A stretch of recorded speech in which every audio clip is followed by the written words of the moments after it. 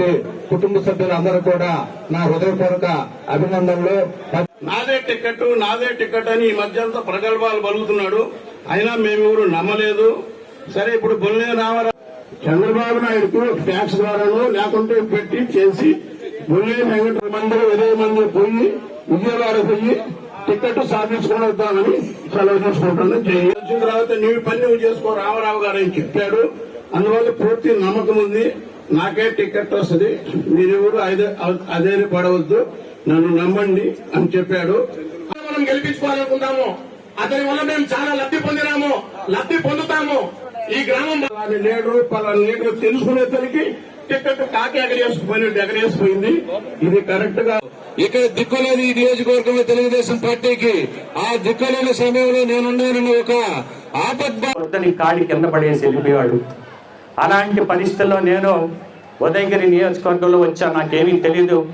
నేను ఎక్కడో బాంబేలో మహారాష్ట్రలో పనిచేసుకుని ఉండి నన్ను తీసుకొచ్చి ఇక్కడ పెట్టారు. 3 నెలలు పనిచేయగానే ఎలక్షన్లు వచ్చేసింది, బై ఎలక్షన్లు. చంద్రబాబు నాయుడు గారు పిలిచి నువ్వు పోటీ చేయాలంటే ఒక్క మాట కూడా మాట్లాడకుండా ఖచ్చితంగా మీరు మీ ఆదేశాల ప్రకారం నేను పోటీ చేస్తాను సార్ అన్న. నరవాడలో వెంగమాంబ టెంపుల్లో ఎవరో ఒక ఇంట్లో చంద్రబాబు నాయుడు గారు బస చేశారు. ఆ రోజు ఆ ఇంటికి ఏసీ లేకపోతే నేను ఏసీ తీసి పెట్టా. ఆ ఇంటికి ఏసీ పెడితే నైట్ ఆయన ఉండాలంటే ఏసీ తీసి పెట్టి ఆ రోజు పొద్దున్నే నన్ను సపరేట్గా పిలిచాడు. రామారావు గారు, ఈరోజు ఎలక్షన్లో బై ఎలక్షన్లో నువ్వు పాల్గొనాలా, మరి నువ్వు ఎంత పెడతావా అన్నాడు. నేను చెప్పా. అంత పెడతావా అన్నాడు. మీరంత చెప్తే అంత పెట్టుకుంటున్నారు సార్, నాకేం డబ్బులకి ఇబ్బంది లేదు అని చెప్పి ఆ రోజు బై ఎలక్షన్లో నేను పోటీ చేశా. ఓడిపోయిన తర్వాత సొసైటీ ఎలక్షన్లు వచ్చినాయి. దానికి కూడా మా వాళ్ళందరినీ పిలిచి ఏం కావాలో చెప్పండి అని చెప్పేసి వాళ్ళందరికీ నేను వెనకాల నుండి ఖర్చు పెట్టుకున్నా.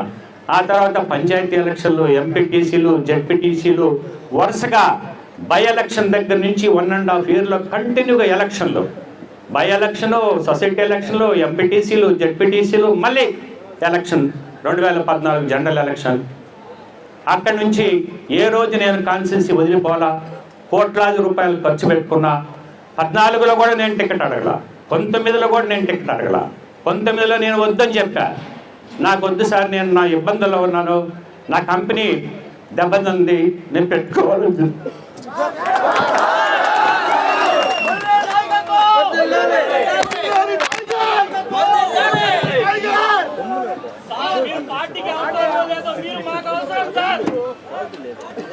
అయితే ఉదయగిరి నియోజకవర్గ ప్రజలందరికీ తెలుసు నేను ఏ విధంగా కష్టపడ్డానో, ఎన్ని వర్కులు తీసుకొచ్చానో మీ అందరికీ తెలుసు.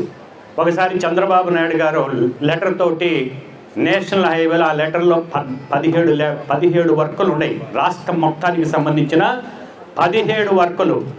ఆ లెటర్ తీసుకొని నితిన్ గడ్కరీ గారి దగ్గరికి నాగ్పూర్కి వెళ్ళాను. నేను వెళ్ళేసి, సార్ ఈ లెటర్లు ఇవన్నీ బాబు గారు పంపించారు సార్, ఇవన్నీ శాంక్షన్ చేయాలా అన్నారు. రామారావు, మీ రాష్ట్రానికి ఇప్పటికే చాలా ఇచ్చాం అంటే నేను మొహం నల్లంగా పెట్టుకున్నా. ఏంటి నీకేమన్నా పర్సనల్ ఇబ్బందా అన్నాడు. సార్ ఇందులో నా నియోజకవర్గం కూడా ఉంది సార్, ఈ 17వ నంబరు నా కావలి ఉదయగిరి సీతారాంపురం రోడ్డు, దీన్ని చేయాల్సి అంటే అంత కష్టపడి ఆ విధంగా. అది కామధేను ప్రాజెక్టు. వెంకయ్యనాయుడు గారి దగ్గరికి పోయేసి కూర్చొని ఒక మనిషిని అక్కడ జీతం ఇచ్చి ఢిల్లీలో కూర్చోబెట్టి ఆ విధంగా దాన్ని తీసుకొచ్చాం. వెంకయ్యనాయుడు గారి ద్వారా పాపం ఆయన నాకు చాలా సహాయం చేశాడు. ఉదయగిరిలో హాస్పిటల్కి ఆయనే సహాయం చేశాడు, వింజమూరులో హాస్పిటల్కి సహాయం చేశాడు, కామధేను ప్రాజెక్టుకి సహాయం చేశాడు. ఇవన్నీ నేను ఫాలోఅప్ చేయకుండా ఏ విధంగా వస్తే మీరు ఒక్కసారి అర్థం చేసుకోండి. ఈరోజు ఉదయగిరి నియోజకవర్గంలో దాదాపుగా 7 సబ్స్టేషన్లు తెస్తే 13 సబ్స్టేషన్లు ఈరోజు ఉన్నాయి. అందులో 7 సబ్స్టేషన్లు నా టైంలో తీసుకొచ్చాను, పవర్ షార్టేజ్ దానికి. అదేవిధంగా కొన్ని వేల చెక్ డ్యాములు ఈ నియోజకవర్గంలో ప్రత్యేకంగా నేను చంద్రబాబు నాయుడు గారి దగ్గరికి వెళ్ళి, సార్ ఇలాంటి చెక్ డ్యాములు బ్రిడ్జిలకి ఫీచర్ గేట్లు పెట్టి చెక్ డ్యాములు తీసుకుందామని చెప్తే ఆ రోజు బాబు గారు నాకు సరే చేయి చూద్దాం పైలట్ ప్రాజెక్ట్ కిందంటే, పెద్దపాడు మా గ్రామానికి వచ్చినప్పుడు ఆ రోజు అడిగితే ఆ దాన్ని తీసుకొని ఈరోజు నియోజకవర్గం మొత్తం ఇంప్లిమెంట్ చేసి ఆ విధంగా ఎన్నో అభివృద్ధి కార్యక్రమాలు దొత్తలూరు రోడ్డు అలైన్మెంట్ పోరుమాళ్ళ మీద వెళ్తుంటే దాన్ని మార్పించి గడికల దగ్గరికి వెళ్ళి దొత్తలూరు మీద ఉన్న మన కాన్సెన్స్లోకి తీసుకెళ్ళాం. ఇవన్నీ మీరు కళ్ళకు కనిపిస్తున్న ఈ పనులన్నీ నేను ఇంత అభివృద్ధి చేశాను, ఎక్కడా తప్పు చేయలేదు, మీ అందరితోటి మంచి అనిపించుకున్నాను. నాకు టిక్కెట్ రాని దానికి బాధ లేదు, చేసిన విధానాన్ని గురించి నేను బాధపడుతున్నా. మీరు ఏ విధంగా నాకు చెప్పకుండా మీరు అవతలోడికి టికెట్ ఇస్తాడని చెప్పి నేను ప్రశ్నిస్తున్నా. ఎందుకంటే నాకు అవసరం లేదు. నేను ఒకసారి ఎమ్మెల్యేగా చేశా, 14 సంవత్సరాలు ఉదయగిరి నియోజకవర్గాన్ని కార్చుకొని ఈరోజు నేను పనిచేశా. ఏ ఒక్కడైనా చెప్పమని చెప్పండి, బొల్లేని రామారావు తప్పుడోడు ఎక్కడన్నా లంచాలు తీసుకున్నాడా, ఎక్కడన్నా పని చేయలేదా చెప్పమని చెప్పు. ఏ కార్యకర్త నేను ఒక్కళ్ళు వచ్చి నా ఎదురుగా చెప్తే ఈ రోజుకైనా నేను అన్నీ వదిలేసుకుని వెళ్ళిపోయేదానికి నేను సిద్ధంగా ఉన్నా. కానీ నా కార్యకర్తల కోసం నా మీద ఇంత అభిమానం చూసిన మిమ్మల్ని అందరినీ ఇక్కడి నుంచి వెళ్ళాలని నాకు లేదు. నేను ఖచ్చితంగా మీరు ఏదైతే చెప్తారో దానికి నేను కట్టుబడి మీ వెనకాల నేనుంటా. ఈరోజు మీరు నా మీద చూపించిన అభిమానానికి నేను ఇక్కడి నుంచి కదలలేని పరిస్థితి వచ్చింది. అందుకనే ఖచ్చితంగా నేను ఉదయగిరిలో నేను పోటీ చేయాలని నిర్ణయించకుండా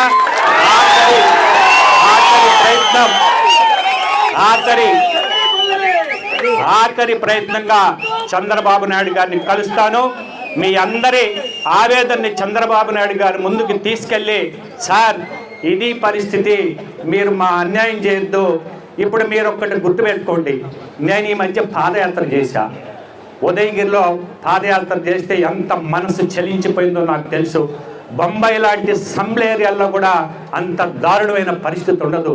మురికివాడలో ఇందిరాగాంధీ కట్టినప్పటి నుంచి, ఎన్టీ రామారావు గారు కట్టినప్పటి నుంచి ఇళ్ళు ఈ రోజుకి కూడా నెర్రలిడిసి భయంకరమైన వాసనతోటి మురికితోటి అక్కడ ఈరోజు ప్రజాజీవనం ఉందంటే మనసు చలించిపోయి నేను 3 సార్లు 10 రోజులు ఉదయగిరి నియోజకవర్గంలో 9,636 ఇళ్ళు తిరిగితే 10 రోజుల్లో దాని గురించి 3 సార్లు చెప్పాను. నేను ఉదయగిరి నియోజకవర్గంలో నేను ఎమ్మెల్యే అంటే ఖచ్చితంగా ఈ అన్నిటినీ రీకన్స్ట్రక్షన్ చేసి ఈ ఇళ్ళన్నీ కట్టించే స్కీమ్ ఉంది. గవర్నమెంట్తో పని లేకుండా, దానికి డబ్బులు కూడా అవసరం లేదు, గవర్నమెంట్ మీద భారం పడదని చెప్పి దానికి ఒక స్కీమ్ ఉంది అని చెప్పేసి అదే తర్వాత మళ్ళీ వింజమూరులో పాదయాత్ర చేశా 10 రోజులు. వింజమూరులో కూడా ఇదే చెప్పా. నాకు ఎన్నో కోరికలు ఉన్నాయి, ఎన్నో ఆశలు ఉన్నాయి. నాకు ఎన్నో ఆశలు అంటే నా ఆస్తులు పెంచుకోవటానికి ఖచ్చితంగా మనం వెళ్ళి మీటింగ్ పెట్టాలని చెప్పేసి మీ అందరూ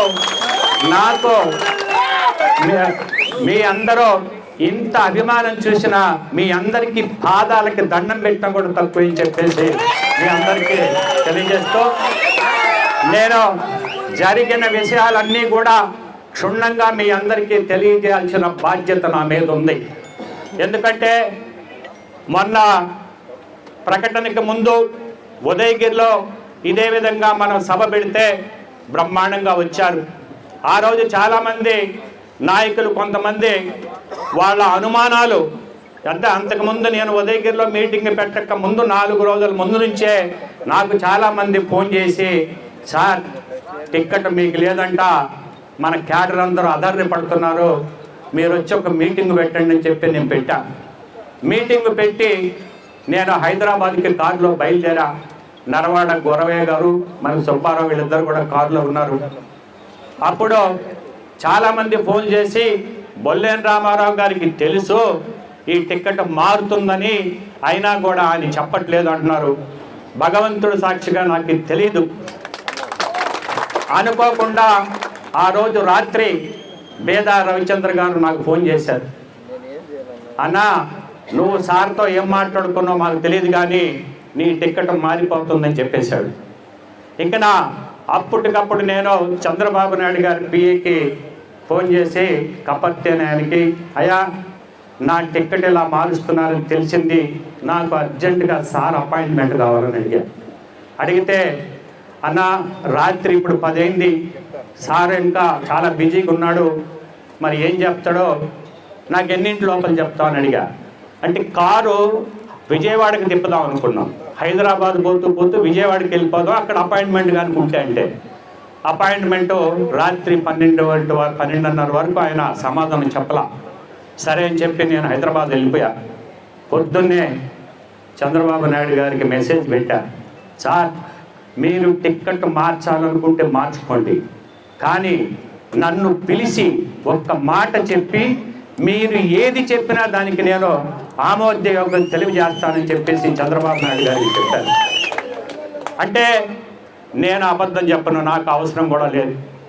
సార్ నన్ను ఒక్కసారి నా ఇప్పుడు కూడా నా సెల్లో మొబైల్లో ఉంది, నేను బాబు గారికి ఏం మెసేజ్ పెట్టింది, సార్ 14 సంవత్సరాలు నేను ఇక్కడ చేశాను, మీకు పర్సనల్గా పార్టీకి కానీ మీ పర్సనల్గా కానీ నేను ఎన్నో రిస్క్తో కూడిన పనులు చేశాను, దయచేసి నాకు తెలియకుండా టికెట్ ప్రకటించొద్దు, నా పరువు పోతుందని చెప్పి నేను వేడుకున్నానండి. కానీ నాకు సమాధానం లేదు. సమాధానం లేకపోతే నేను మళ్ళీ ఫోన్ చేసిన తర్వాత అప్పుడు ఆయన మళ్ళీ నాకు కాల్ చేశాడు, రామారావు గారు దయచేసి పార్టీ తీసుకునే నిర్ణయానికి మీరు కట్టుబడి మీకు న్యాయం జరుగుద్ది అని చెప్పంటే, అవన్నీ కాదు సార్, నేను మీరు కలవాలా, కలిసి వెళ్ళాక మీరు టికెట్ అనౌన్స్ చేస్తున్నాను. తర్వాత మా ఇద్దరి మధ్య మాటలు లేవు, టికెట్ అనౌన్స్మెంట్ జరిగిపోయింది.